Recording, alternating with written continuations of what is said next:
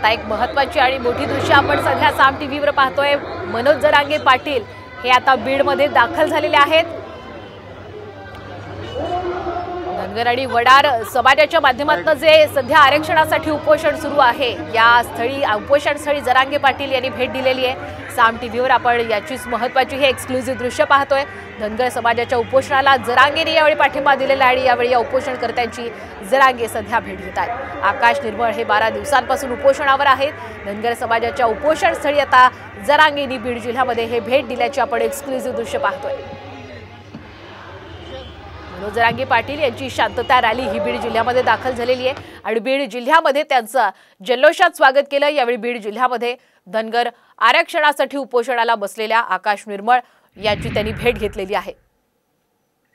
मनोज जरांगे पाटील हे बीडमध्ये दाखल झालेत आणि आपण साम टीव्हीवर त्याचीच ही महत्त्वाची दृश्य पाहिली। धनगर समाजाच्या उपोषणाला बसणाऱ्या या आकाश निर्मळ यांची सुद्धा आता त्यांनी भेट घेतली। आकाश हे गेल्या 12 दिवसांपासून उपोषणाला बसलेले आहेत।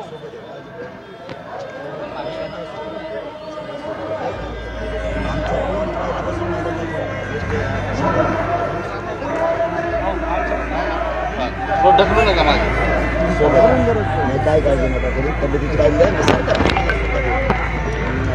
विशेष तुमचा सुद्धा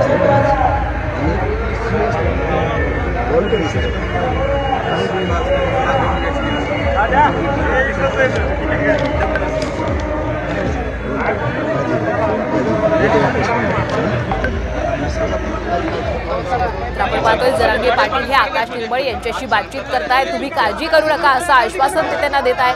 माध्यमांशी ते संवादही साधू शकतील। मी पहिल्यापासून मी जे खरं ते बोलतो, मला राजकारण नाही करायचं। धनगर बांधवांचे कोणते नेते काय म्हणतायत, कोण काय म्हणतंय, मी कधीच त्यांना विरोधात मानणार नाही, मानणार सुद्धा नाही आणि बोलणार सुद्धा नाही। टीका पण नाही करणार।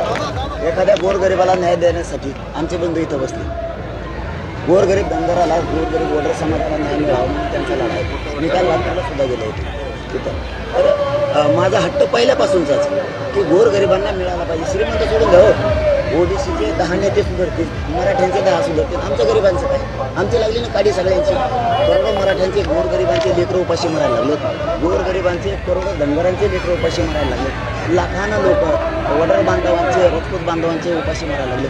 आम्हाला नेते नाही बघायचे, आम्हाला आमचा समाज बघायचा।